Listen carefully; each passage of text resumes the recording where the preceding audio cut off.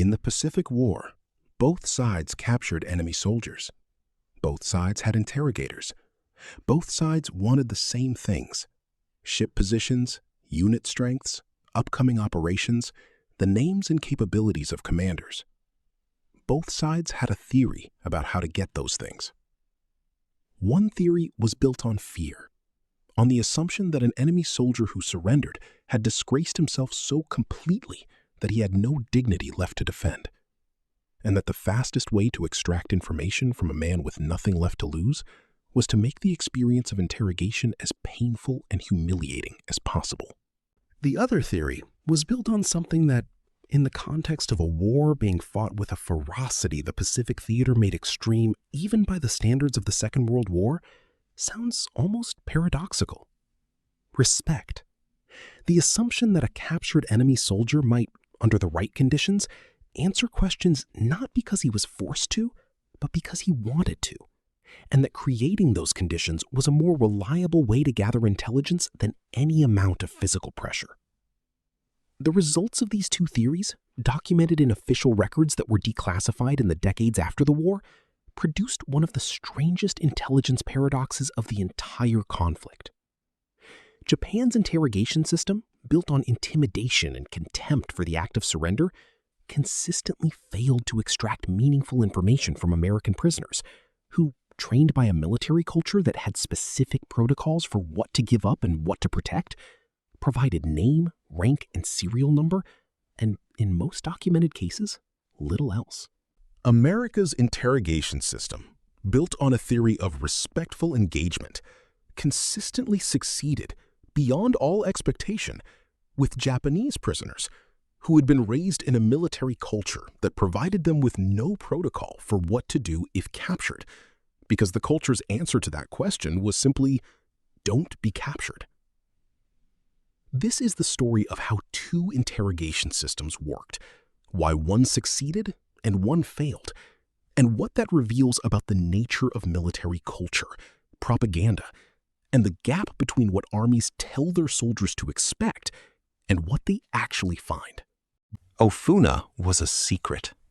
The Imperial Japanese Navy's interrogation center, located 30 miles southwest of Tokyo, near the city of Yokohama, did not officially exist. Its prisoners were not registered with the International Committee of the Red Cross. They were told explicitly that they were not prisoners of war. They were unarmed belligerents, without the rights the Geneva Convention would have provided to officially registered POWs. The distinction was deliberate. American prosecutors at the post-war trials focused on Ofuna, describing it as a secret interrogation camp run by the Imperial Navy for pilots and other high-value prisoners, including Colonel Gregory Pappy Boyington, the Marine Corps flying ace. Using affidavits and testimony from former prisoners, prosecutors depicted a grim world where men were broken through physical and psychological cruelty. Boyington was the commanding officer of Marine Fighter Attack Squadron 214, the Black Sheep Squadron. Shot down over Rabaul on January 3, 1944, he was pulled from the water by a Japanese submarine and taken to Ofuna, where he was held for the remainder of the war.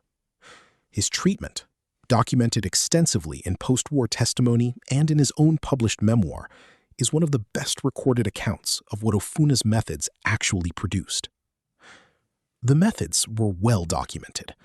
Along with routine beatings, Japanese interrogators had used solitary confinement, sleep deprivation, blindfolding, head shaving, restricting meals, uncomfortable positions, and other techniques to make prisoners talk.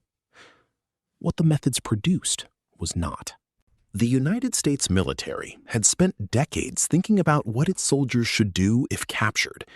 The result was not a comprehensive formal code.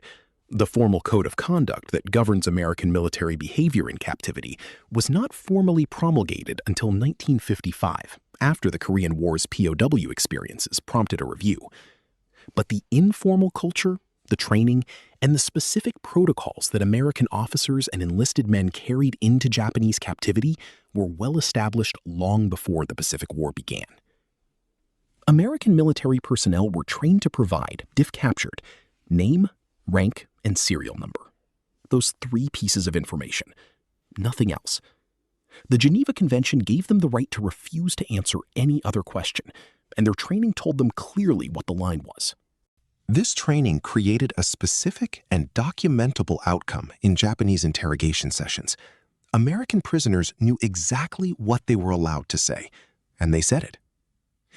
The cultural framework that Japanese interrogators expected to exploit, the assumption that a man who had surrendered would be psychologically broken, stripped of identity and loyalty, willing to say anything to improve his immediate conditions, did not match the reality they encountered. American prisoners had a protocol. The protocol was simple, clear, and well understood. They were not broken by capture in the psychological sense that Japanese military culture predicted they would be, because American military culture did not treat the act of capture as an irreversible personal disgrace. Being captured was a misfortune. It was not a dishonor that dissolved all prior loyalty and obligation.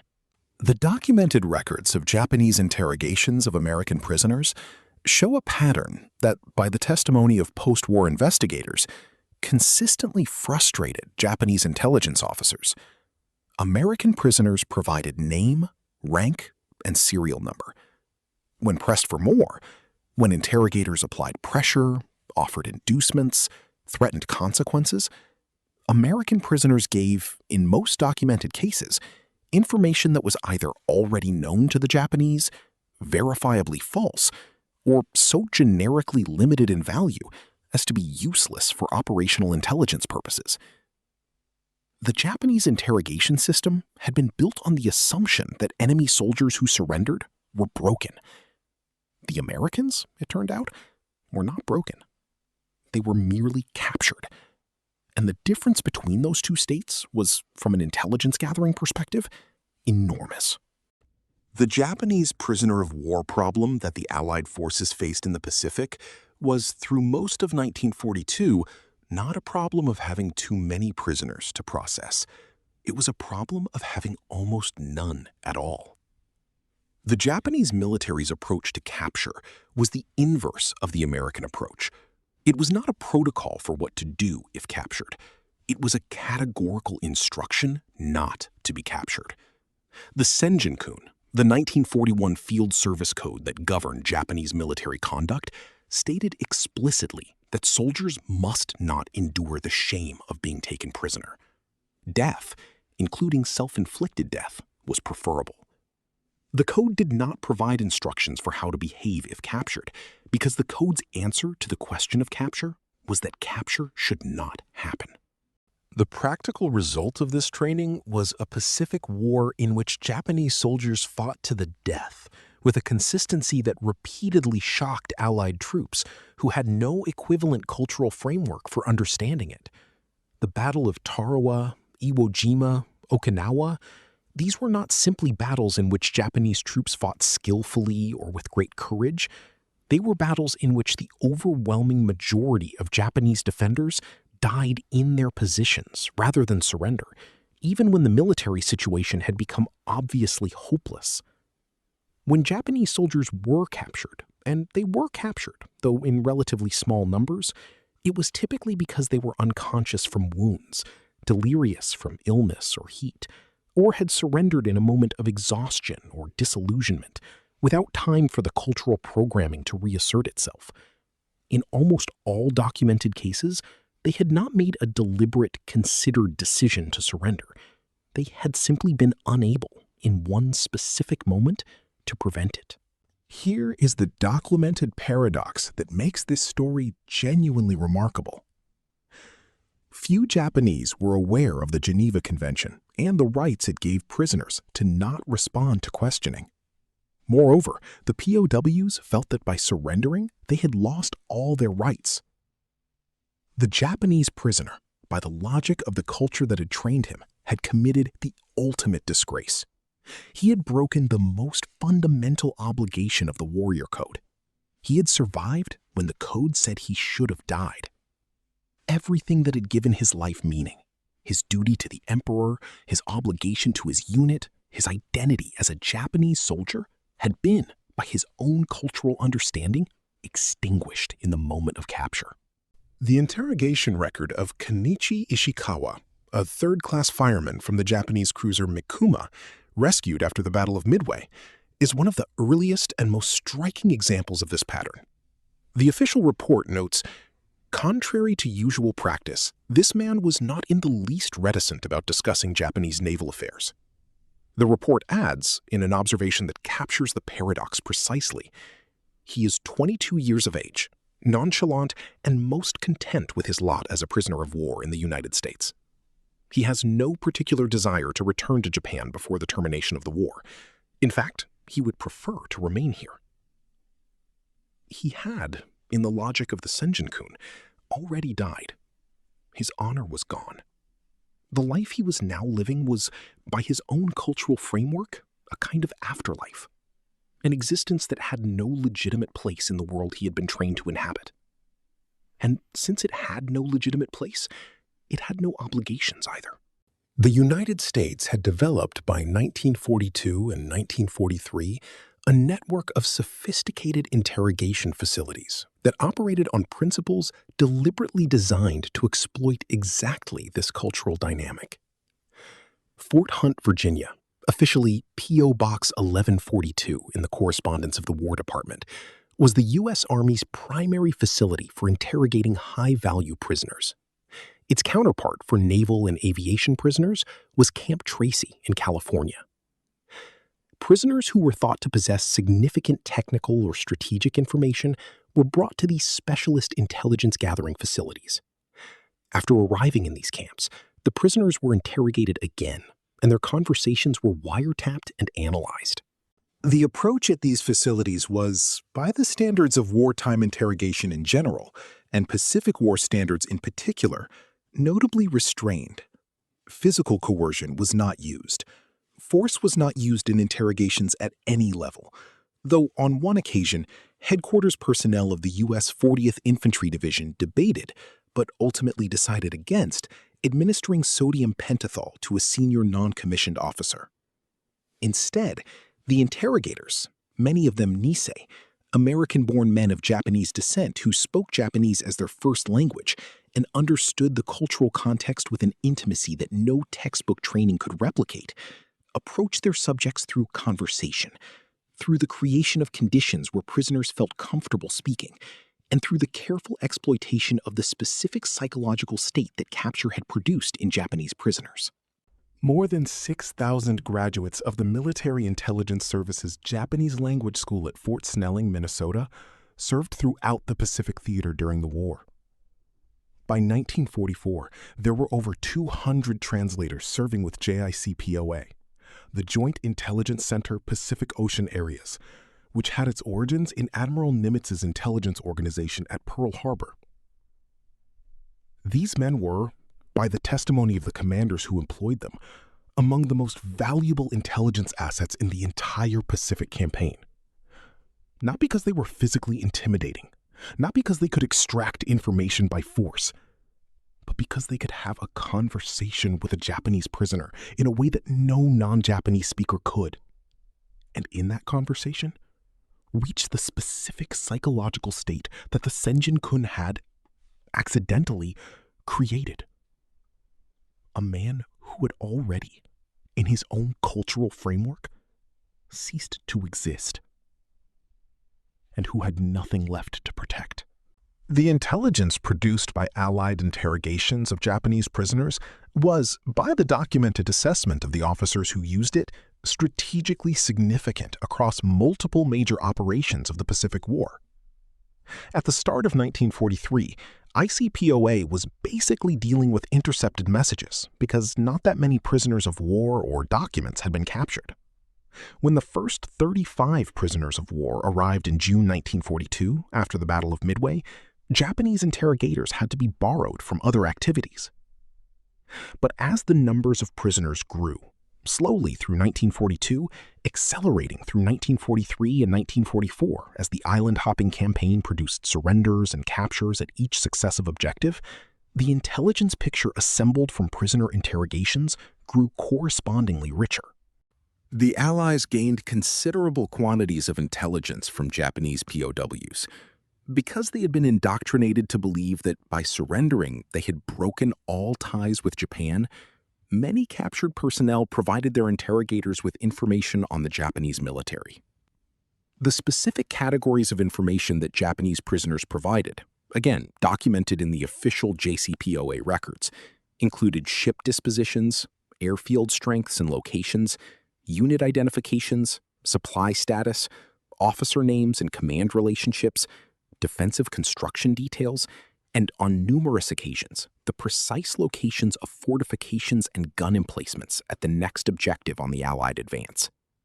In February 1944, the Japanese devised a plan known as Z Plan to counter the American naval offensive and destroy the U.S. Pacific Fleet. It would commit all the remaining Japanese naval power to one last major battle with the Allies. The Z Plan was captured in document form, and its contents were interrogated to extract every detail available. The intelligence shaped Allied planning for the Battle of the Philippine Sea. The Z-Plan episode is perhaps the clearest single illustration of the intelligence value that the Allied approach to Japanese prisoners and documents generated. In February 1944, American forces captured a Japanese officer at Hollandia, New Guinea, carrying documents that turned out to be the complete operational orders for Japan's planned decisive battle against the U.S. Pacific Fleet, the operation that would eventually become the Battle of the Philippine Sea. The documents detailed Japanese ship deployments, planned coordination between carrier and land-based aircraft, the timing of the operation, and the specific tactical assumptions the Japanese Navy was making about American capabilities and intentions. Allied commanders entered the Battle of the Philippine Sea on June 19th and 20th, 1944, knowing what Japan intended. The result? The destruction of 3 Japanese carriers and approximately 600 aircraft, with the loss of approximately 130 American aircraft, was one of the most lopsided carrier battles in the history of naval warfare. American aviators called it the Great Marianas Turkey Shoot. The Z-Plan intelligence did not win that battle by itself, but it gave Admiral Spruance and his commanders an understanding of Japanese intentions that shaped every decision they made in the engagement. The contrast with Pearl Harbor, where American commanders had been surprised precisely because the intelligence picture was incomplete, was, to those who understood the difference, remarkable. It is impossible to tell the story of American interrogation success in the Pacific without acknowledging the human factor that made it possible. The Nisei, American citizens of Japanese descent who served in the military intelligence service, while, in many cases, their families were being held in the internment camps that the U.S. government had established for Japanese Americans following Pearl Harbor. The moral complexity of this situation, men serving in an army that had imprisoned their parents and siblings, using their inherited language and cultural knowledge in service of a country that had treated them with profound suspicion, is one of the quieter and more uncomfortable threads running through the story of Allied intelligence success in the Pacific. What is documented, beyond any reasonable dispute, is the contribution those men made. More than 6,000 graduates served throughout the Pacific Theater during the war and the subsequent occupation of Japan. General Charles Willoughby, MacArthur's intelligence chief, assessed their contribution as having shortened the Pacific War by 2 years, an estimate that historians have debated, but that captures the scale of the intelligence advantage they helped create. They were the human bridge between 2 military cultures whose assumptions about the meaning of capture were so different that the difference itself became an exploitable intelligence resource. Japanese prisoners spoke to them not because they were interrogators, but because they were human beings who could be spoken to. And in the specific psychological state that Japanese military culture created in men who had survived capture, being spoken to was something that mattered. The final comparison between the 2 prisoner systems is the starkest of all, and it is entirely documented. American POWs died at a rate of 1.2% in German captivity during World War II. In the Pacific Theater, the rate was 37%. In the Philippines, POWs died at a rate of 40%. In total, 11,107 American soldiers captured in the Philippines died. The treatment of American prisoners by Japan, the beatings, the starvation, the forced labor, the deliberate withholding of medical care, produced casualty rates that, for the men who survived them and the families who received the mortality statistics, defined the Pacific War's character at its most personal level. The treatment of Japanese prisoners by the United States, documented in the same historical record, produced something quite different.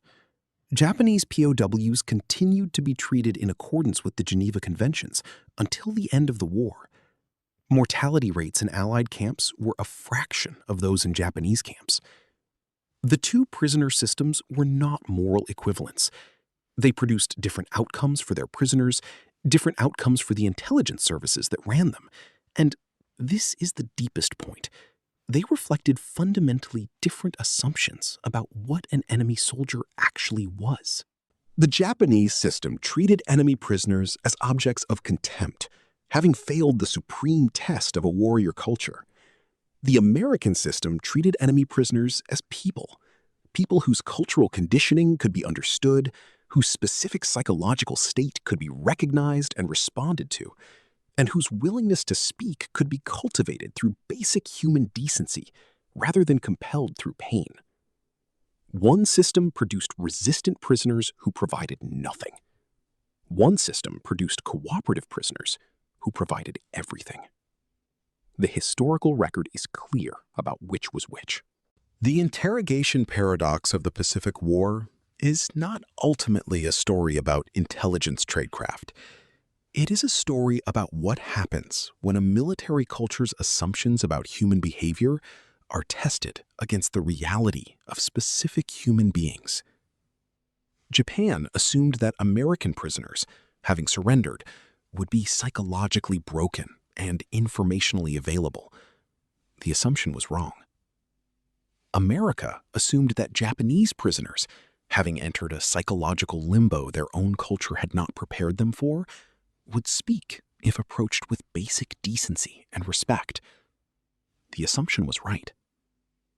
Neither assumption came from strategic genius. Both came from understanding, or failing to understand, the human beings on the other side of the table. The lesson is simple.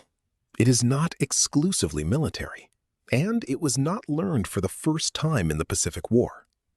But the Pacific War documented it with unusual clarity in records that are still readable today, in the National Archives in College Park, Maryland, and in the files of the Naval History Libraries in Washington and Honolulu.